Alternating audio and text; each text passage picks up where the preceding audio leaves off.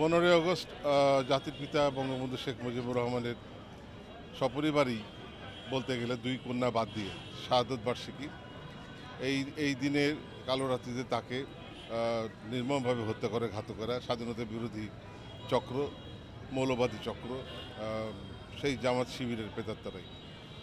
সেই দিবসটি স্মরণে তারপর থেকে প্রত্যেক বছরই সারা দেশেই, সেটা আমরা ক্ষমতায় থাকি অথবা না থাকি, সুখে থাকি অথবা দুঃখে থাকি, কষ্টে থাকি অথবা ভালো থাকি, যে কোনো অবস্থাতেই আমরা এই দিবসটি যথাযোগ্য মর্যাদার সঙ্গে পালন করি। শ্রদ্ধা জানাই জাতির পিতাকে, হাজার বছরের নয় সর্বকালের সর্বশ্রেষ্ঠ বাঙালিকে। এবং সেই তারই অংশ হিসাবে এই 1 আগস্ট আমরা এই আগস্ট মাসের প্রথম দিনেই রাজশাহী মহানগর আওয়ামী লীগের সঙ্গে তার সকল সহযোগী সংগঠন মিলিত হয়ে কালো পতাকা নিয়ে শোক মিছিল করেছি, নগর প্রদক্ষিণ করেছি। এটি শুরু হলো, এরপর থেকে ধারাবাহিকভাবে কর্মসূচি চলতে থাকবে এই দিবসকে ঘিরে। এবং তার মধ্যে দোয়া মাহফিল, দুস্থ মানুষের মধ্যে খাদ্য বিতরণ, আলোচনা সভা বা স্মরণ সভা ইত্যাদি আরও বেশ কয়েকবারই হবে ইনশাআল্লাহ। দ্বিতীয় প্রশ্ন, যেটি অত্যন্ত সমসাময়িক এবং সমকালীন গুরুত্বপূর্ণ প্রশ্ন, জামাত শিবিরের রাজনীতি নিষিদ্ধ করার বিষয়টি কিন্তু 1971 সালে তাদের পরাজয়ের পর থেকে, স্বাধীন বাংলাদেশের অভ্যুদয়ের পর থেকেই এটা একটা দাবি ছিল যে ধর্মভিত্তিক রাজনীতি নিষিদ্ধ করে, এবং জাতির পিতা সেটা নিষিদ্ধ করে দিয়েছিলেন। তাদের রাজনীতি, ধর্মভিত্তিক কোনো রাজনীতি বাংলাদেশের মাটিতে হবে না, এটা আমাদের সংবিধানে ছিল এবং জাতির পিতা বঙ্গবন্ধু এটা নিশ্চিত করেছিলেন।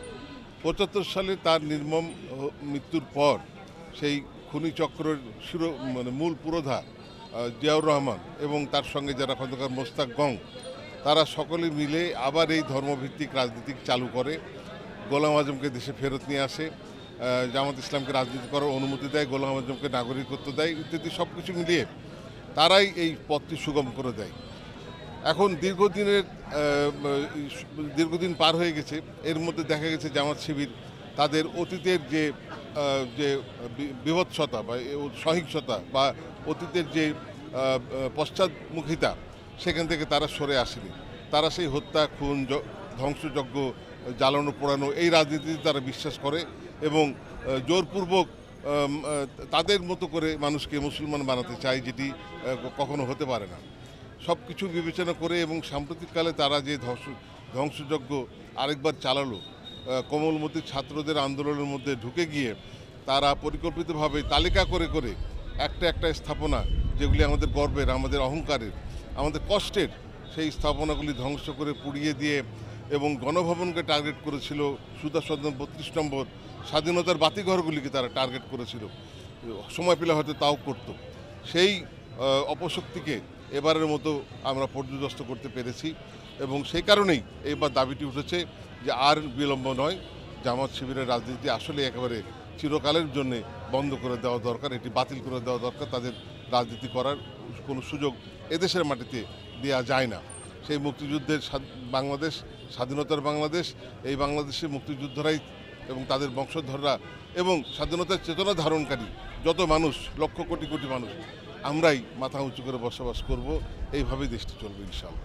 আমাদের নেতাকর্মীরা তারা রাজপথে আছেন, তার প্রমাণ আমরা বারে বারে দিয়েছি এবং অতীতেরও যে কোনো দুঃসময়ে আমাদের নেতাকর্মীরা এক আহ্বানেই রাজপথে চলে আসে। তারা চোরাগোপ্তা সহিংসতা করলেও করতে পারে, তাদের জন্যে, তাদের মতো দলের পক্ষে সেটাই স্বাভাবিক। তবে সেটা প্রতিরোধ করব আমরা জনতাকে সঙ্গে করে নিয়ে, জনগণকে সঙ্গে নিয়ে, কারণ জনগণ শান্তির পক্ষে, জ্বালা ও পোড়ায়ের পক্ষে নয়, হত্যাকাণ্ডের পক্ষে নয়, নৃশংসতার পক্ষে নয়। সেই জনশক্তি আমাদের সবচেয়ে বড় শক্তি।